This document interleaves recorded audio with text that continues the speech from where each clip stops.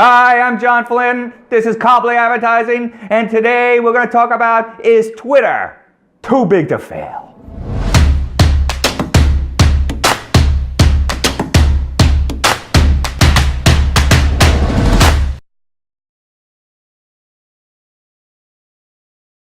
Is Twitter too big to fail? Oh, well, we've been writing Twitter off for years. 2015, the articles started pouring in, the death of Twitter. You know, it's got 330 million active users daily or something ridiculous. But that number's capped. After Q1 2015, the growth rate has dramatically shifted. You know, it hasn't, from going like this to like this. So, you know, there's definitely a problem, you know, and, you know, the great celebration of Jack Dorsey coming back as CEO was supposed to be, you know, yay, one of the original Twitter guys coming back. But the problem was, it wasn't like Steve Jobs coming back, you know, guiding the troops, invigorating everybody, being a jerk. He was a jerk, come on. But,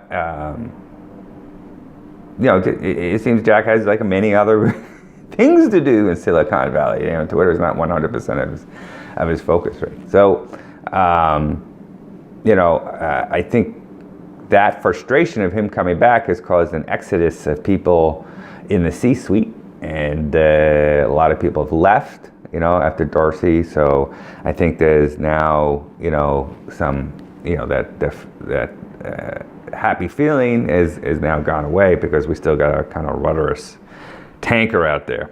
So, you know, what to do, what happened, and how we fix it.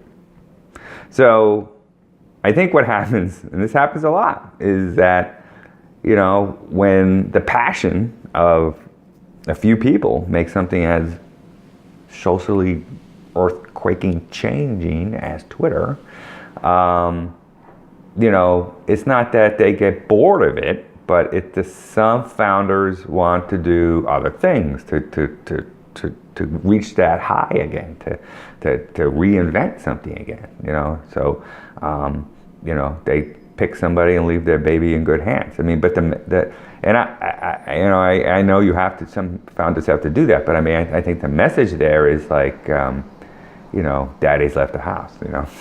It's like, you know, I mean, you lose some of your identity. I mean, I really think corporations, you look at the really good, great corporation. I mean, Apple was Steve Jobs. Steve Jobs was Apple. That was, you know, Gates was Microsoft. That was, that was it. You know, so I mean, you know, a lot of these really great companies, if the founder and the don't you know, track with it, then I think that causes an inherent problem. You know, I think that it has an underlying meaning of like, you know, we're not worth your creative juices anymore. So yeah, that's definitely something to watch off when you hand the baton over. I mean, you can't just, you know, manage from above. I mean, you know, your work's done by the soldiers, and you know, you better walk those tents at night before the battle and, you know, see what's up. So, you know, I think that's a little bit part of it. But, you know, part of it is also the identity. I mean, I thought it was ridiculous that they removed their 140 characters. Why would you do that? Why would you expand to 140 characters? You are 140 characters. Everybody knows. How many characters in Twitter? 140 characters. Now you ask them, how many characters in Twitter? I don't know. I mean, it could have been a whole branding play. Hey, if you can't say 140 characters, not worth it. You know, 140 characters, spill your guts out to the world. You have 140 characters to change the world. I mean, you could do a humongous marketing campaign around the fact of 140 characters. 140 characters for 10 years. It was good for them, it's good for you. Okay, so I mean, you just go on and on and on. So I mean, this is the kind of stuff that's been happening with Twitter. They've been not only growing, but they've been undercutting themselves. You know, and you know, one of the executives in Twitter, you know, that, you know, there's been we're a news service. Okay, yeah, you're a news service. I get that. That's cool. You know, election night, what do? You're on Twitter. Something happens, like if there's a sporting event or something, Twitter. You know, so you hear something in the news, Twitter. You know, I mean, that's fine. You know, you could be like that and then double down on it. You know, have towns be on Twitter when they see something, or Twitter alerts if someone's house gets broken into, or just all kinds of things you could do. Or after school, Twitter, everybody's going to meet at the playground. I mean, it's not going to surpass Facebook Messenger by any means, but you can get more. I mean, Twitter helped overthrow Egypt. So there's a lot of juice there, but you gotta open a faucet on it a little bit. And they got Twitter Live, which is good, but it smells like an Instagram play. It really does. I mean, it doesn't smell like originality. It just smells like throwing that on because of Instagram. So I mean, you can't do both. You can't be Twitter and Instagram. You got to be Twitter, okay? Which is fine. Twitter's a great brand. Be Twitter. And Trump. Okay. I'm not pro-Trump. Just gonna say that. But your number one asset on Twitter is President Trump. Okay? You gotta.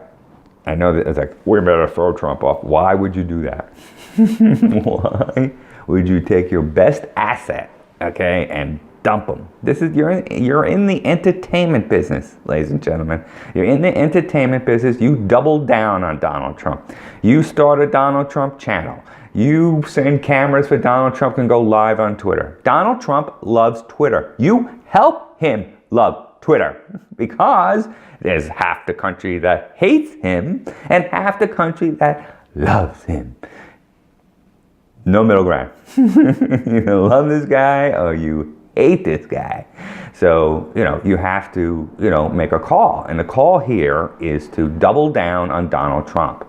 Okay, and think of creative ways, to give. I mean, Trump ego is humongous. If you go to Trump and go, how can we open up the vaults of Twitter for you? I mean, tell you here.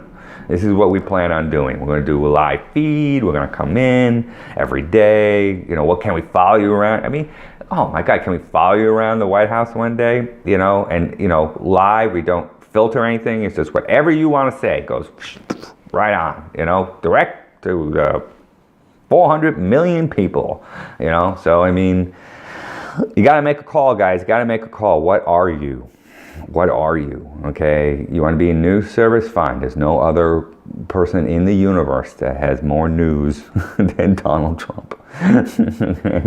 So, I would. This is what happens when you get too big. This is what happens when you drink too much cappuccino. This is what happens when you have too many lunches delivered and you drive nice cars and you have nice homes. You hedge your bets. This is the problem. You got a couple $1 million in stock options, you're hedging, right? Too much on the table to lose. But, yeah, right, you should have been out of business, but you know what? You're too big to fail.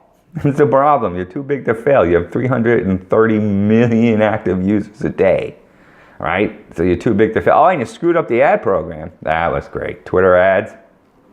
And then we found out it was fraud written. Really? How can you mess this up? You have so much data. I mean, just hire a Facebook guy. Go to the Facebook company and go, psst, here's a briefcase with a lot of money. Come work for us. I mean, not that hard.